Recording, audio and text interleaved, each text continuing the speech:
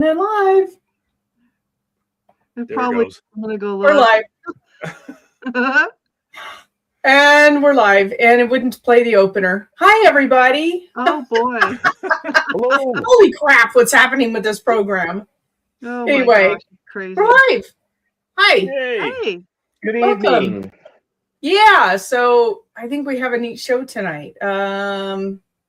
We have kind of older topics that we're going to go over. A few of them I haven't heard of. So it'll be really interesting to dig into them. And I thought we kind of rolled the dice and Mudlover has to go first. I lost. Yep, I get to go first. Oh, hold on. Oh, hold on. There we go. All right, Mudlover, what you got? All right. Well, I'm not going to tell my title yet. I'm just going to kind of dig into the story and then say what it's about maybe at the end here. There we go. 1836 in Scotland. Ooh. And the three boys are searching for rabbit holes.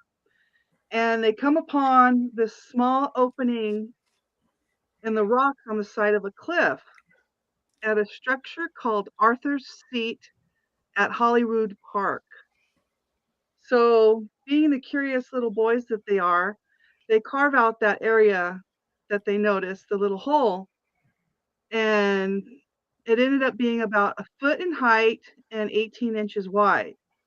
Now, inside this, they found 17 wooden dolls, each one laid in its own coffin, and each was dressed differently in both the style of clothes and the material.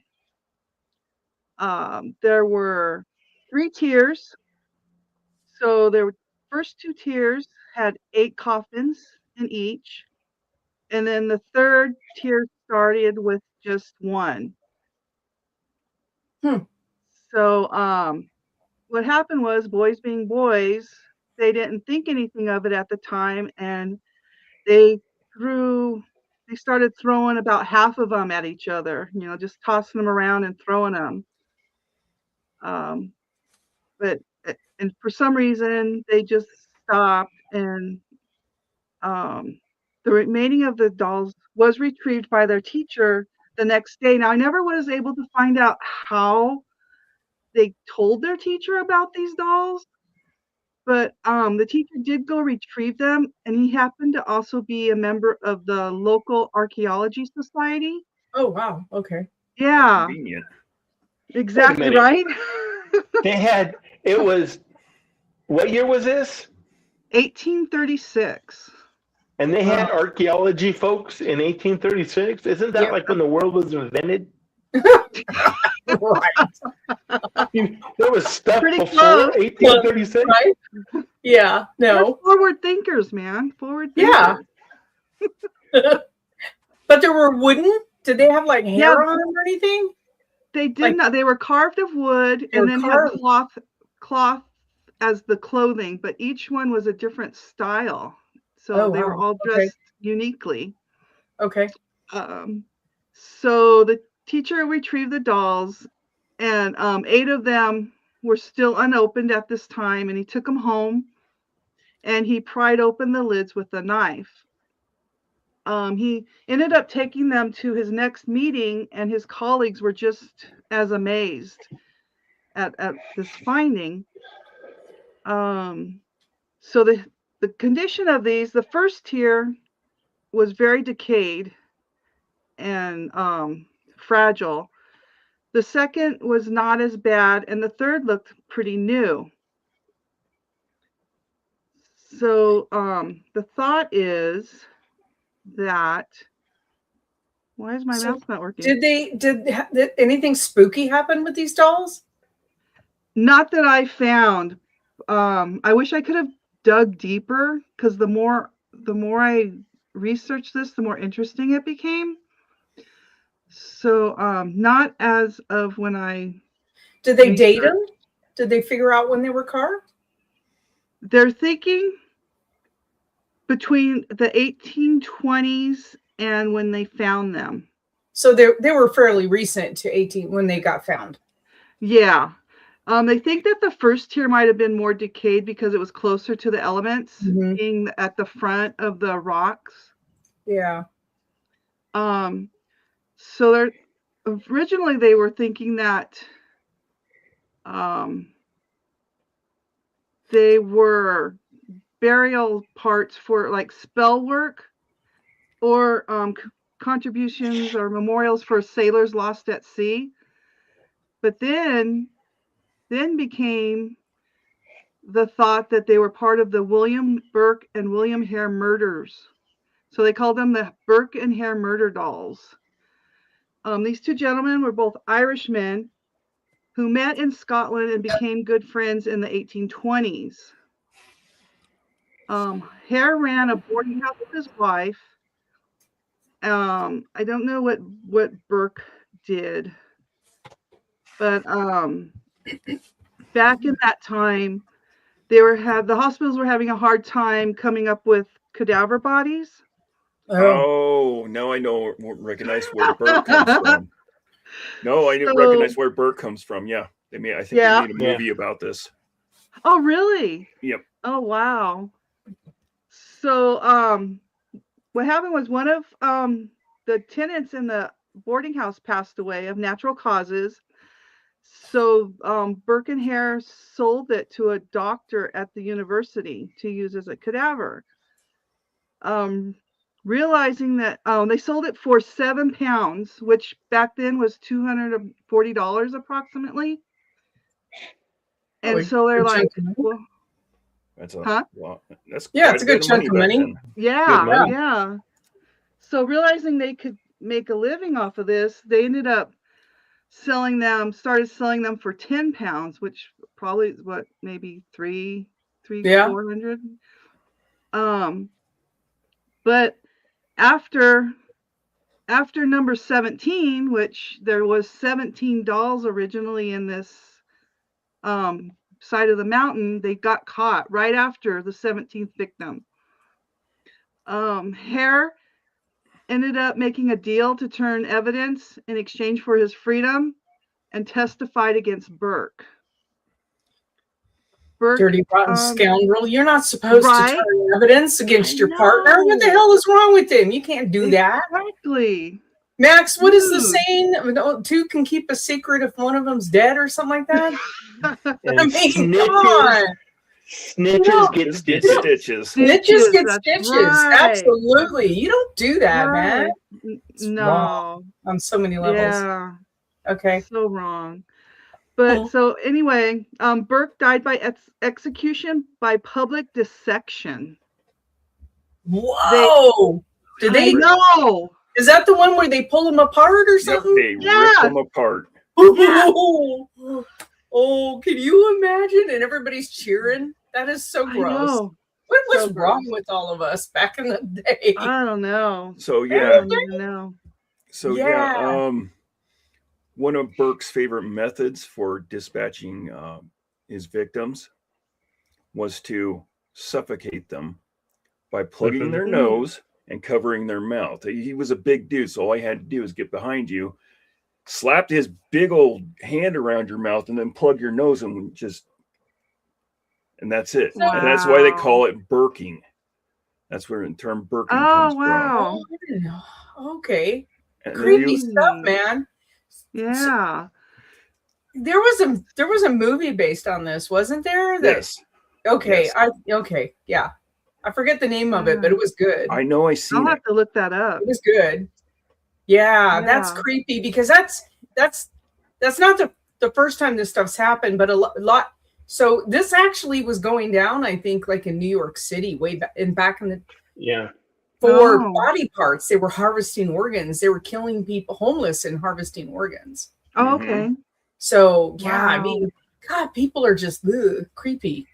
Yeah. So the Burke and Hare dolls. So did they think that they carved a doll for each victim? Do you think that's what they're thinking? Yeah. So anyway, it ended up Hare did walk away, and no one knows what ever happened to him.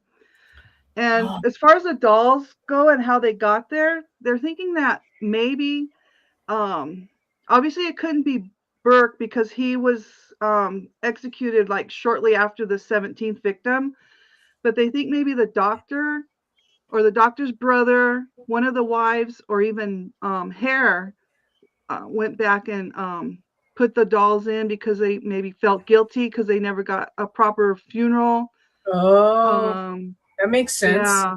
Yeah. That's creepy. That's some creepy stuff right there, man. Right? Yeah. And also, DNA was collected from Burke's body, but they were not able to attain a match from any of the dolls. Oh, yeah. Yeah. Well, they were probably too exposed to the elements at that point, maybe. True. I don't know. And then interesting. But then they changed hands a lot after too. They ended up the dolls got somehow a jeweler got them for a while, and then he sold them to a museum. Somebody had a personal museum, and they were in their collection for a while. And then in 1901, they were donated, the 8 that were left, to the National Museum of Scotland in Edinburgh. And to this day, there's still a mystery.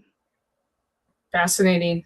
Yeah. I love that kind of stuff. That's wild, though, because that's pretty coincidental, the number of victims and the number of dolls. Right. Yeah. I agree. Yeah.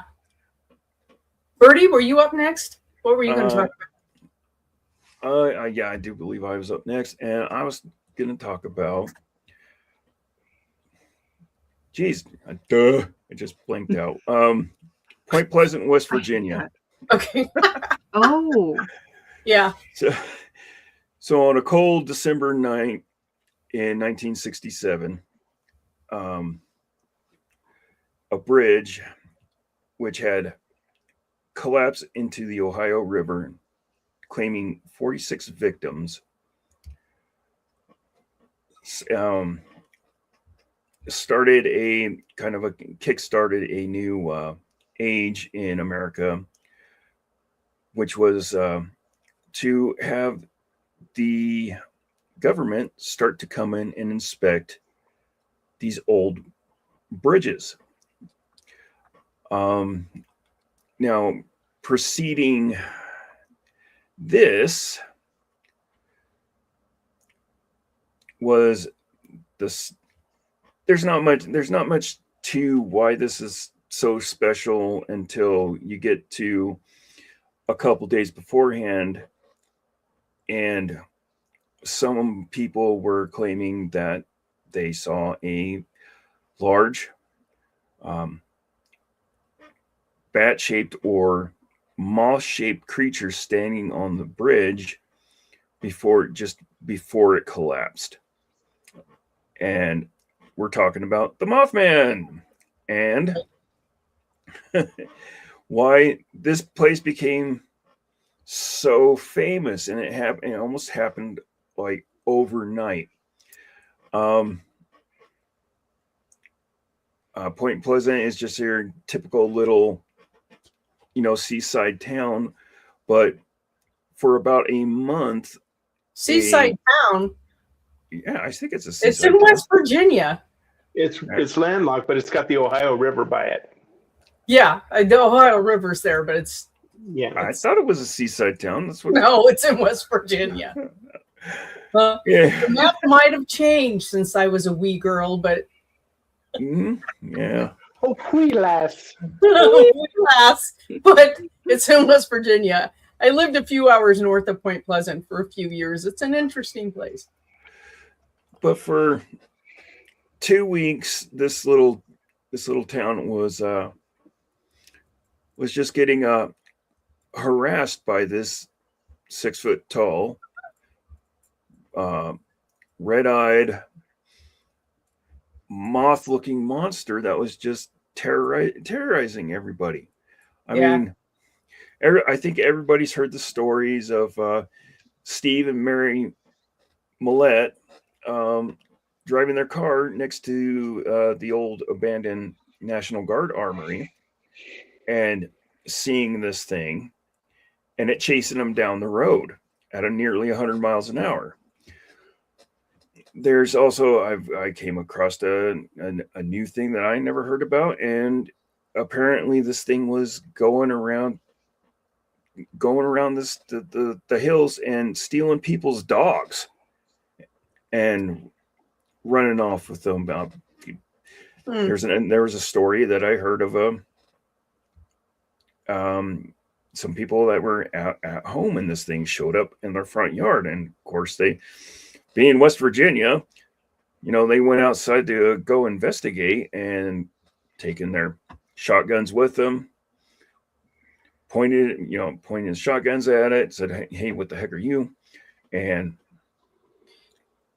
it opened up its wings and took straight off in the air. Of course, growing up in the woods, you're like, okay, well, that's a this and that's a that and that's a that, but I don't know what that is. I don't know what that thing is. I've never seen it. So apparently it has scared the townsfolk so bad for 2 weeks. Everybody slept with a hunting rifle near them, because they never knew if they were going to be the next victims of whatever this thing was.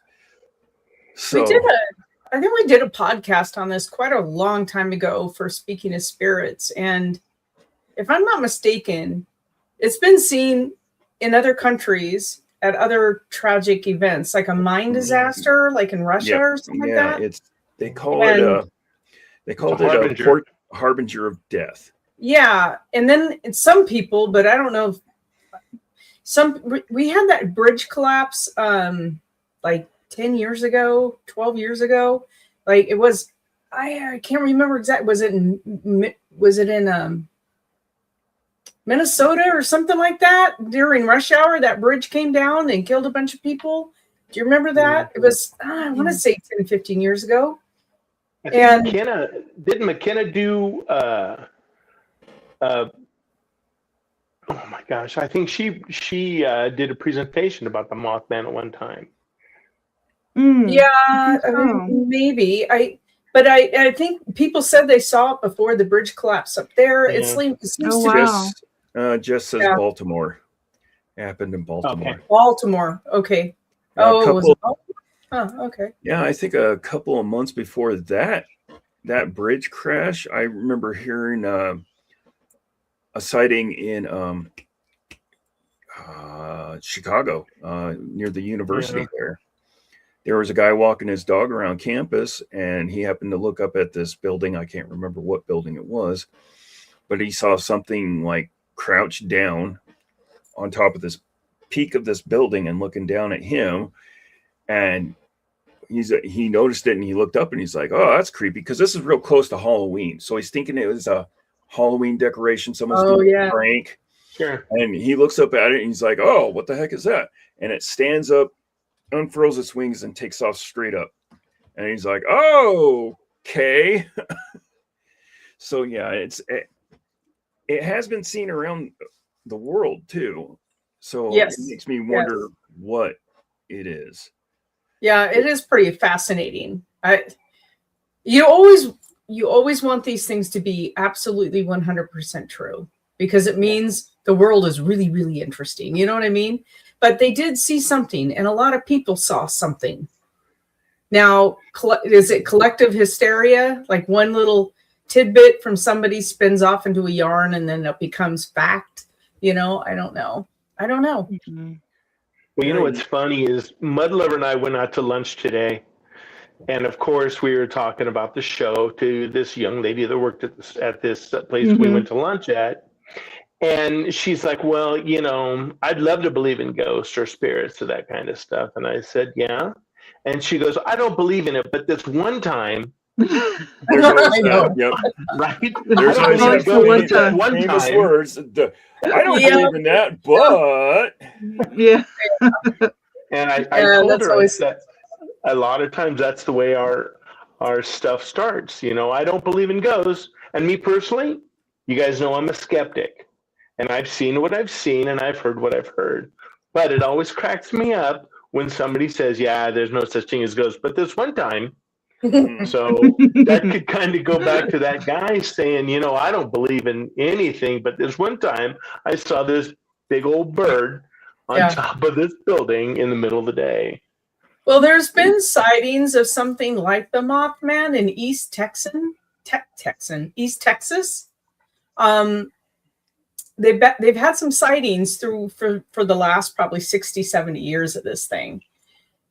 So I don't know. And we've had oil disasters down there. We've had oil spills and whatnot. And there's been, so I don't know. It's pretty interesting. Yeah. So I'm thinking if you see it, maybe stay indoors for a little while. Yeah, there's another theory though, that it was a giant owl. Like, what? Yeah, there was a theory going around for a while that it was a giant owl. Yeah. Or a whooping crane, or it's a sandhill crane or something like that. And I'm like, yeah, but if it's that friggin' big, think about that, because they have a pretty big wingspan in general.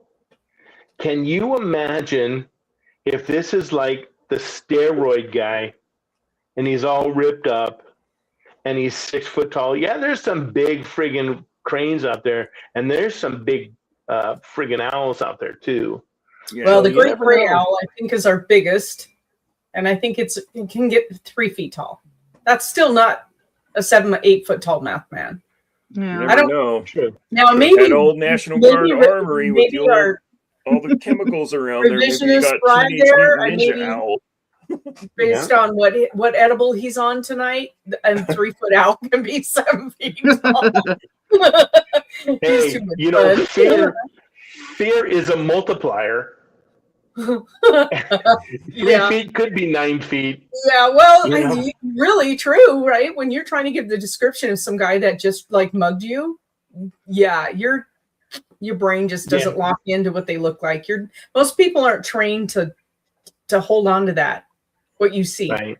You're not a trained observer and lock into it. But well, there was a class that I was in one time, and I'm sure Doc was in the same type of class, where you're in a lecture and they were lecturing us about some idiocy, and the door opens up, a monkey, a big old friggin' gorilla comes in, and he punches the instructor, yelled something at us, and ran away. And that was it. So, after are you kidding me? That just happened? They said, what color was his bow tie? Yep, I knew that was coming. Because we're all trained observers. Right. I'm a trained observer at one time. Now I don't see anything because I don't wanna. But that's the part. Some people didn't even see it. Some people, it's incredible how people react and they see stuff. And we all see stuff differently. Mm-hmm. It's just the way it is. Yeah. So, yeah. It's pretty fascinating. Yeah. So did you guys see the movie, The Mothman? That's one of my favorite movies. With Mothman Prophecies? The Mothman Prophecies with what's his I've never seen it. Richard Gere. So good. Richard Gere? No, yeah. I've never seen that. So good. I thought it was I thought it was really well done.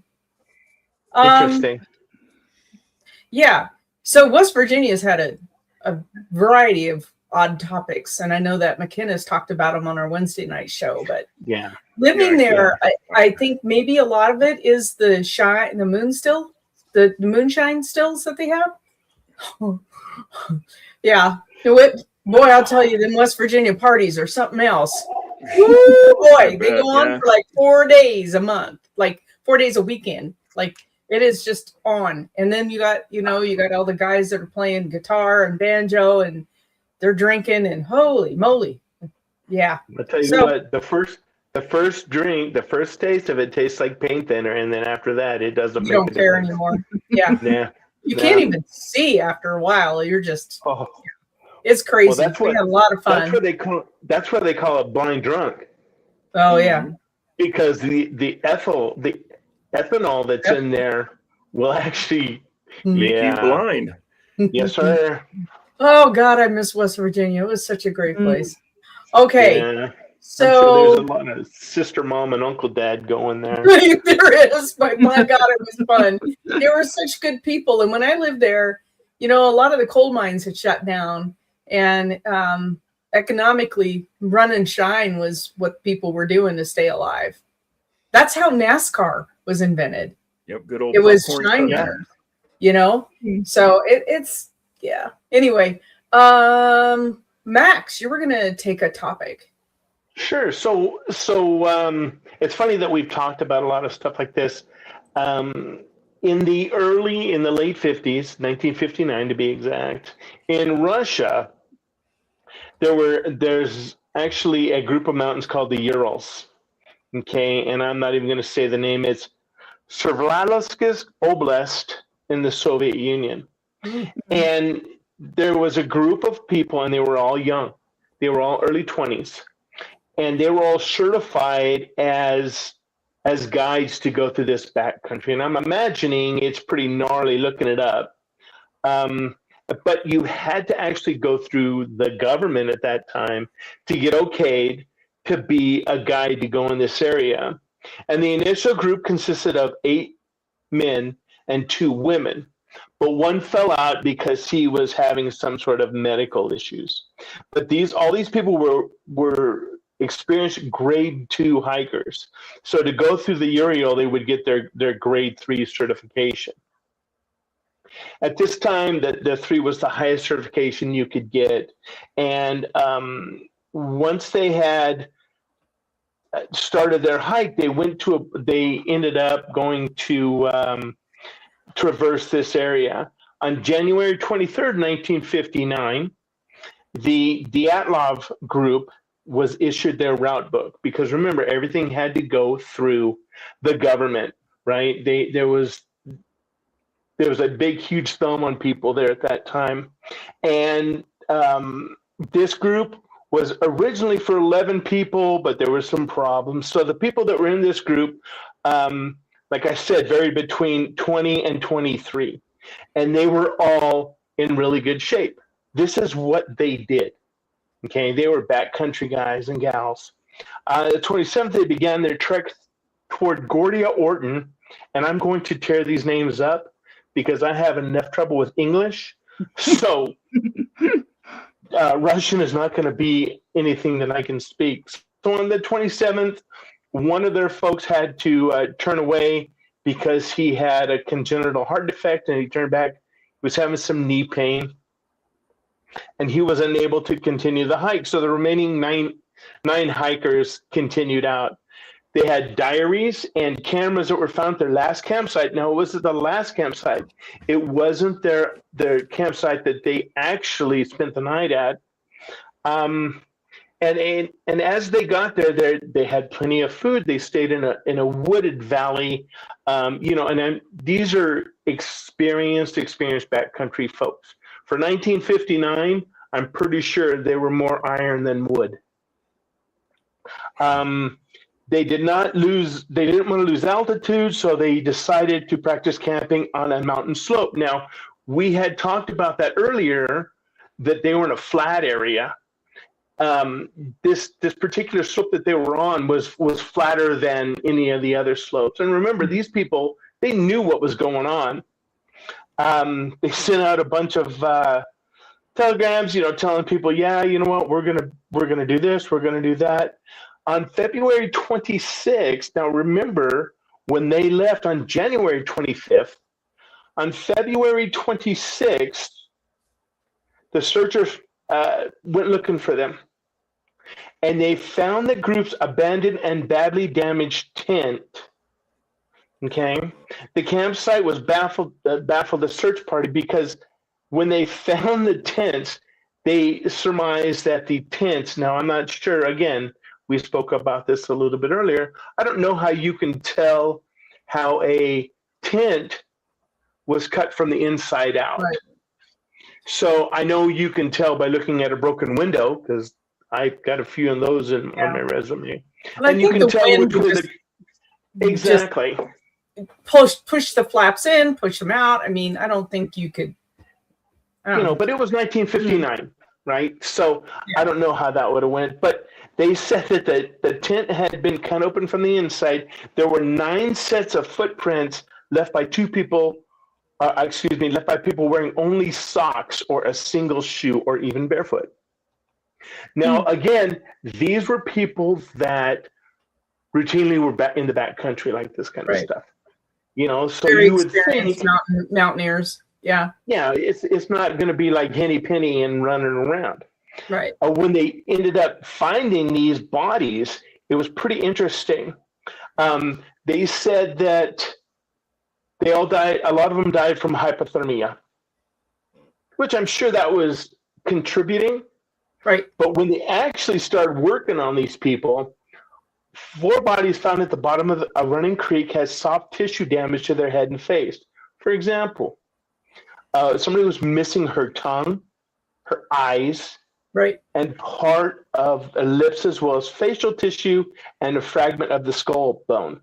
Okay? I'll kind of keep that in the back of your head. One guy had his eyeballs missing. Yeah. One guy lost his eyebrows. And they actually judged that these people, during the postmortem, they died of hypothermia. Yeah. And the funny thing about it is, now, what other kind of stuff have we talked about where they've taken parts of bodies? Right? Yep. We Right. talked Battle about mutilations. the mutilations. Exactly. Yep. So think about 1959. That was in the heart of the mutilations, too. The time frame. Exactly. Now, you know, you think about there was a suggestion that the Mansai people, they were reindeer herders in that area, that attacked and killed this group for encroaching upon their lands. Now, I don't know if that's something that the Mansai people do, and they were interrogated, and the investigation indicated the nature of death the nature of the death did not support their hypothesis. Only the footprints of the hikers were found. There was no sign of a struggle. Right. There was nothing else. Plus, the temperature was low. It was below 25. It was like -20 to -30 Celsius. The dead were only partially dressed. Some only had one shoe. Okay? Yeah. When they found their shoes, all the shoes were stacked orderly. Right? It wasn't like they were hither and yon. They had talked about the group of 6 members that died of hypothermia.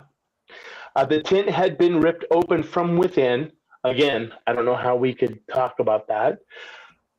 They had died about 8 hours after their last meal. Traces from the camp showed that all the group members had left the campsite on their own, on foot. Some levels of radiation were actually found on one victim's clothing. Okay, and despite the theory of the Mansai people, they couldn't have done that. They also talked about. Well, hold on, Max. That tribe, the Mansai people, they were a peaceful herding tribe. They were not they weren't a warrior type nation. You know what I mean? They were shepherds. That's all they were. Yeah. Ooh. They weren't known to ever be violent. No, and that's funny because it's just kind of interesting how we can kind of rope all that stuff into certain things. You know what I mean? You know, and I'm sure the Mansai people probably would have helped them if they knew that they were in trouble, right? Yeah. There were some. At one time, they thought that there was a spy in the midst that actually killed them all because they had seen or they knew something. They'd also talked about there was some rocket testing that the Soviet Union had been using in that area, and that would talk about some of the radiation and maybe the backblast that was going through there. But they came to the conclusion in 2019 that 3 possible explanations were considered. An avalanche. Now again, these people are seasoned backcountry folks. Now, and it wasn't on the slope. It wasn't on the slope. They're in a flat area, right? So now I'm not a huge avalanche expert, but I do know that 2 of my brothers worked for Division of Highways back home, and part of their jobs were to do avalanche triggering, which is really cool, actually. It is. And I can't imagine, because my one brother said that there's really no way that they just release. There's a lot of indicators of avalanches. Now there are spontaneous avalanches, we all know that, but there's a lot of indicators that go on with them as well. So going back to 19, they talked about there were 3 explanations. It was an avalanche or a slab avalanche, which just a portion breaks away, not the whole face, Right. just a portion breaks away, or a hurricane. Now I know hurricanes because that's kind of like thunder. That's where cold air and warm air slam together and they create problems. But don't they actually have to come up over water? Well, hurricanes are a warm air mass over a body. Right. A body of water usually fuels it as it starts spinning. And then you develop the eye, and the winds just they rotate higher and higher. But maybe they meant hurricane force winds. Could have been. Area? I don't know. So we talked about a possibility that I brought up to you before the show. And I'll talk about that after. I don't want to interrupt. Go ahead. No, and like I said, it was just very interesting that these people who are seasoned backcountry folks, and they knew exactly what to look for. They knew where to spot their tents. They knew exactly what to do. And for these people to get caught up and die of hypothermia. Now, granted, 1959, they didn't have Gore-Tex or they didn't have all the high-tech whiz-bang stuff that we have now. Mm-hmm. But these were professionals, so they did know how to dress. They knew exactly what was going on. They knew how many days it was going to take them from point A to point B to point C. Right. And it was just funny because they were going to cover a 16-day hike in 215 miles, and they didn't check in, and the searchers went out and found all of their bodies in underwear and torn tents. It just amazes me how, I don't know, do they just, oh, well, you know what, this one died and this one died and this one went crazy. Like Brittany was talking about earlier, there's a certain megahertz that goes through people's mind and it makes them freaking homicidal. Did that happen? Did they see something they weren't supposed to happen back there? It's just pretty interesting. The KGB even intervened on this stuff too. Yeah, there were the lights that were seen by that other group of hikers.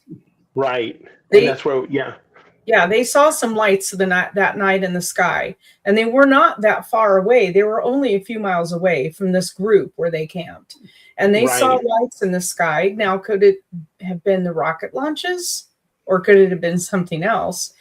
That's mysterious. And then, the megahertz, the wind that goes through that canyon is recorded at a particular megahertz that I had asked a doctor about. He does hypnotherapy, and he works with tones to help reset your brain for PTSD. So when I asked him about it, and I gave him all this stuff to read, and he said, absolutely, certain megahertz will make you go into a psychotic state. And if they were all hearing it at the same time, they could have all entered the psychotic state at the same time. Wow. And that's why they took off out of the tent. Yeah. Crazy. And you got to remember that this isn't the only time that this has happened in this particular area. Exactly. Because it happened to another group of hikers, except this time it was in the summer. And the same thing happened. Well, they were hiking, they got to a certain point, and a squall rolled in over the canyon. They heard that noise and they went nuts. Wow. It's funny because when you talk about a squall coming into certain areas, again, look at the Great Lakes. We've talked about them as well. They generate their own weather out there. Yeah. And it's funny about that. But they actually talked about one of the searchers that went out there, and he said that The sounds, it says the idea of an avalanche is simply not true. It doesn't ring true. He remembers stones stuck out of the area. There wasn't enough snow to warrant an avalanche. What he did remember, though, was an entire search team. Okay, these are the guys that are highly trained, probably what these other hikers could have been. He did remember that an entire search team saw Fireball, which is a heck of a great drink, by the way. Mm-hmm. Fireball moving east to west in that area. Right. Now, some identified object flew north to south. Somebody else saw it east to west. So does that go back to those rockets that we spoke about? Were those people in a dirty area? And, you know, it's interesting. Or the same thing was going on with all the farm animals all over the world at the same time. And you know what? I don't discount any of that. I really don't. Anymore, I don't discount anything. No. You know, they used to say, believe half of what you heard, or nothing of what you heard, and half of what you see. Half of what you read. Yeah, half of what you see. Nowadays, it's interesting. But so I'll finish with this last thing. It says this researcher believed that the fireballs were the exhaust gas of a launched rocket. Not only was Russia carrying out a missile launch test through February 1959, but reports also say the snow had melted around the camp, but not the other places nearby, leading to man-made conclusion that it was, like Bertie said earlier, a weather event. Was it nitric acid? You never know. It's a fascinating time. I mean, there's been a lot of theories on this, and it's pretty fascinating. I don't know. It's the fact that you had two people with missing eyes, completely missing eyes. The one woman had, like, not surgically cut tongue. The tongue was removed. Yeah. Yeah, it was out. But none of these people talked about any type of a burn. There was no kind of a flash burn. Right. Okay, no, because we know everybody knows there was a slight radiation level found on one of these hikers. And I think he was in the way that all the bodies came down the mountain, or were in the tree line. That was on the top, right? One of the guys on the top of the trees was the guy with the radiation contamination. Right, because at one time, they, you know, once their world went sideways, they started going up trees to find shelter. Yeah. Which is interesting. Anything. Yeah. Exactly. I think they were probably... yeah. Go ahead. Well, like I said, I just wanted to finish with, it's interesting because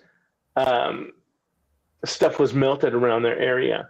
So why are they going up trees to look for shelter? You don't go up trees to look for shelter. You go up trees to get away from bears. Or something, right?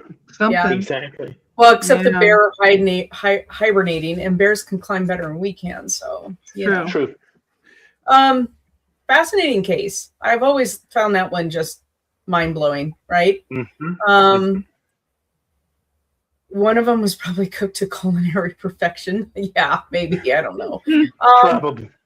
So one of the things, topic I was looking up was something that I had not heard about before. It was February 9th, 1955. And this was a really big cold snap that they had in England at the time. Much colder than they had ever, on record, had ever had. So coldest winter on record. Everything was freezing over. There was snow, not real deep, but there was snow all over Devon. And so there was this, people came out one morning, and this happened all in one night. And it happened on a span of over 100 miles. People came out and saw what they dubbed the devil's footprints in the snow. And I'm hearing a radio or something. That's me. I'm sorry. Wow. Sorry about that. Wow. Go ahead. Wow. Mud lover. And it's not happening again, is it? Yeah, it was. No. Okay. Don't make me go out there. Oh, she's gonna kick your butt. Okay, so you have about 100 mile span over one night of these weird footprints in the snow, and some people said, well, they looked like donkey prints, but they were completely in a line. And donkeys do rope walk, because I have donkeys, and they do kind of rope walk, but they're not completely in a line. They do this, which is why they're so good, like in the Grand Canyon, because they have a very narrow stance and they kind of rope walk. But these were all in a line, and not all of them looked like donkey hoof prints. A lot of them were cloven. So they were dubbed the devil's footprints. And I actually found a newspaper article from the day. It's really, really interesting because when this happened, you had a lot of people going out. Some people thought it was badger prints. Some people thought it was cow prints. Some people thought it was, donkey prints. Let me show you the article.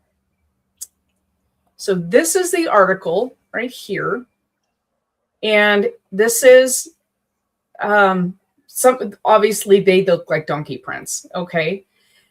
There are lots of articles that happened, lots and lots of articles that happened, right? That were written in the paper. So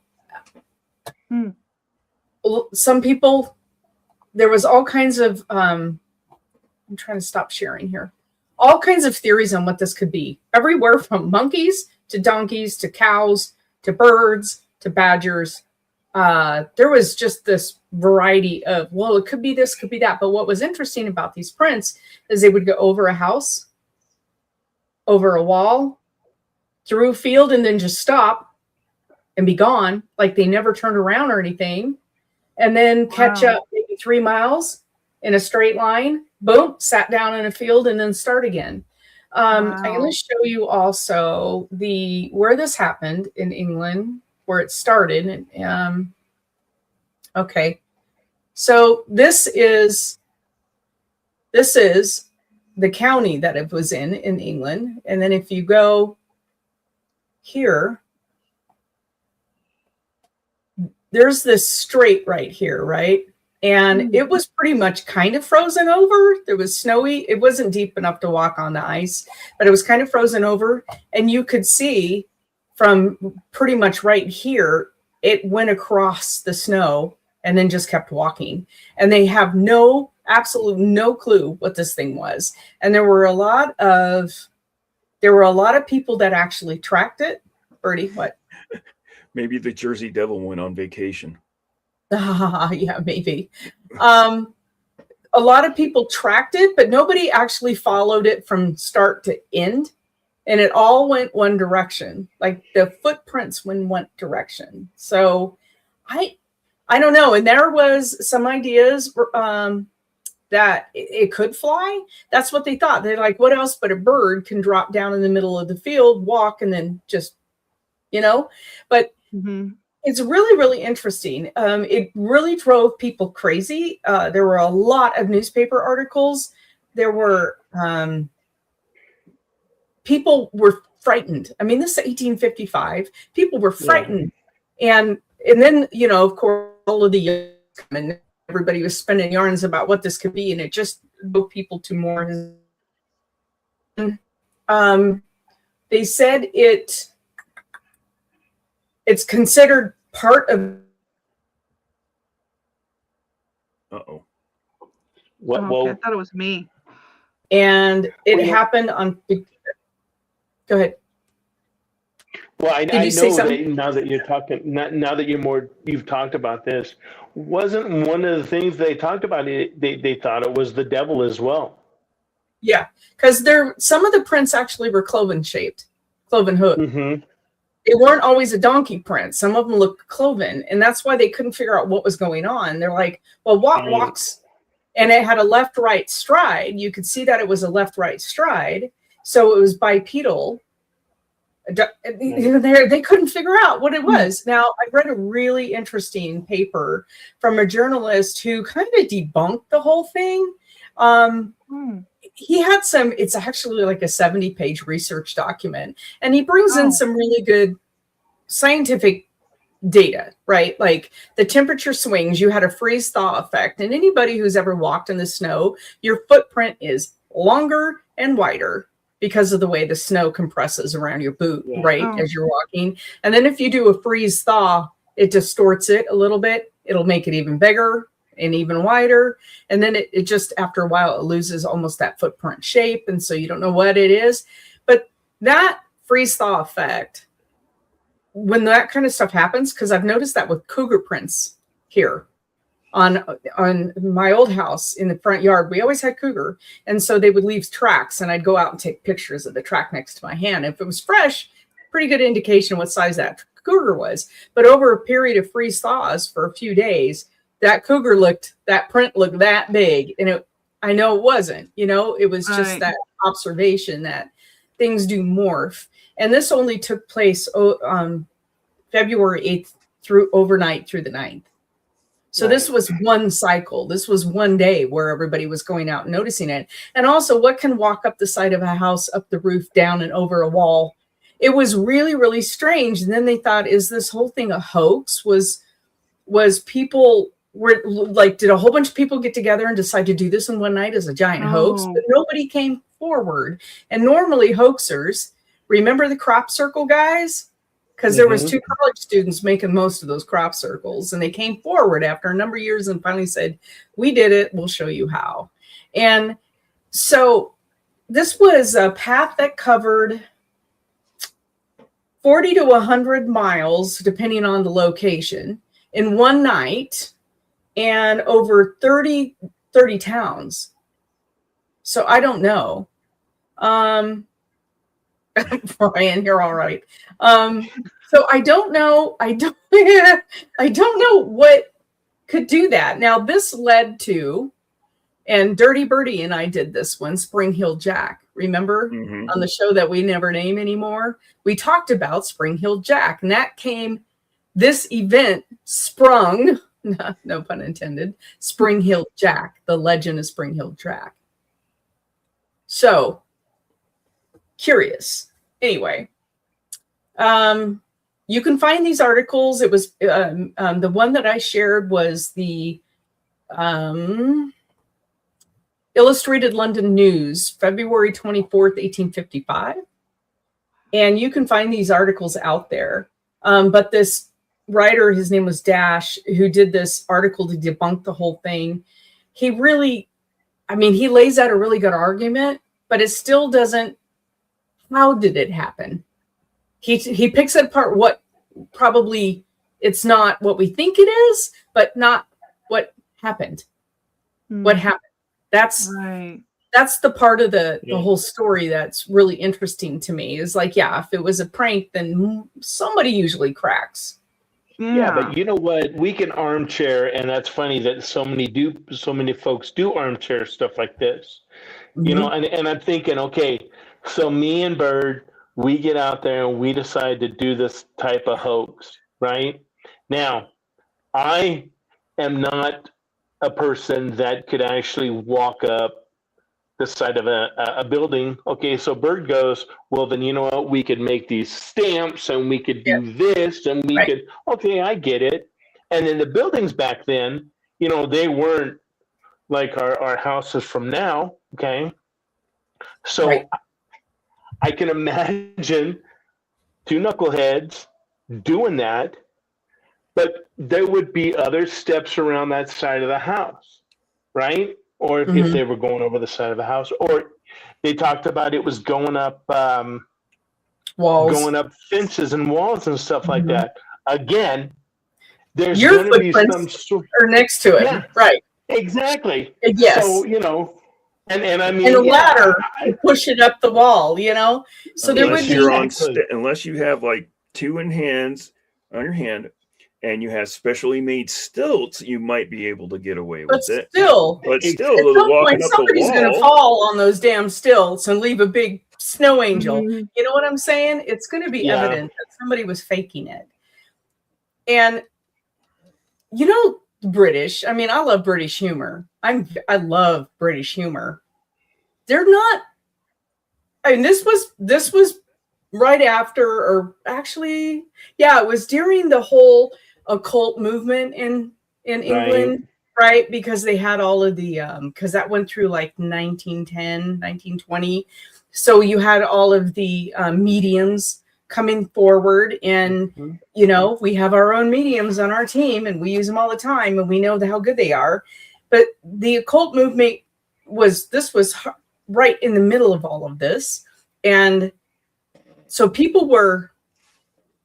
The Brits are very deadpan about stuff, and they didn't take to real flights of fancy. You know what I'm saying? They were pretty stoic people, and they didn't tend to exaggerate unless you watch Monty Python. But you know what I'm saying? It was a whole different type of culture, and this is a lot of farming countries, because obviously Devon wasn't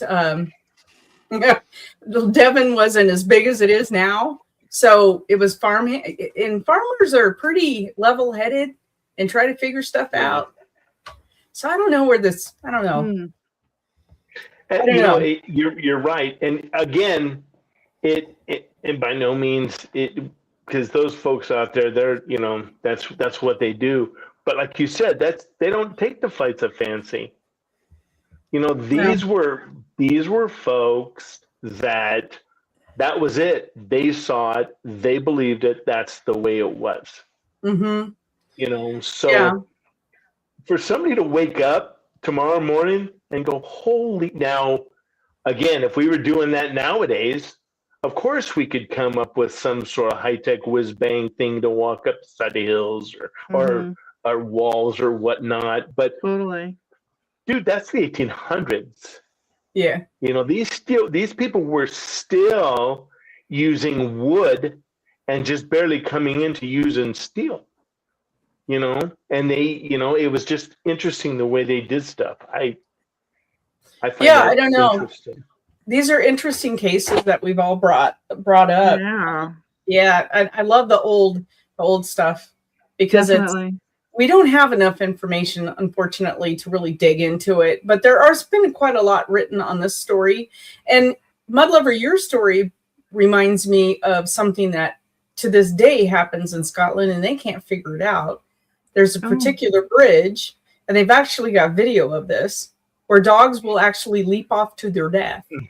Yep. And they can't figure out why they leap off the bridge to their death. It's like perfectly trained rover next to your side going for a walk, and all of a sudden he just jumps off the bridge. And Scotland is full of some wild stuff. That's pretty wild stuff. They've talked about, and those are high, you know, it's funny you say that, because those are highly trained dogs.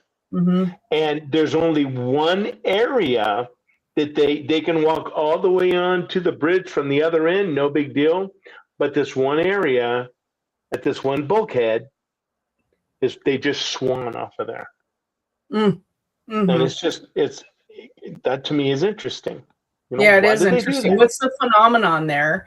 I mean, is there a particular sound they're hearing? Is there something? Again, it might be, like that megahertz thing. Yeah, it might be just like an actual like dog whistle or something like that. Something is, because a lot of them have gone off this bridge. It's not one or two that saw a squirrel. It's a lot of dogs that have gone to their death off this bridge. It's that stuff is. You know, you would think at that point, okay, we're going to put like a net along the edge of the bridge, because this is one or two, okay, but a lot. So, that's creepy. Yeah, if it happens once, unfortunate accident. Happens twice, maybe.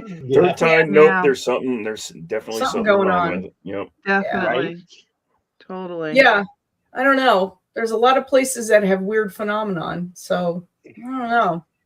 Yeah. So thank you all for joining us tonight. We had a blast. I love these topics. And Ryan, you're, I think, revisionist. You're always one of our favorites as well. You're a great guy. But thank you for joining us. Let's see. Next week, we'll be back next week. I think we're taking the week of Christmas off for all of our shows. let everybody have some downtime, be with their friends and family. But we'll be back next week. Join us 7 Wednesday for our live psychic show, and we'll be back 7 Thursday. Please like and subscribe, share the show, get the word out there. Yeah, we have a good time doing this for you. Y'all take care. Night, have a good everybody. week. See ya. Bye.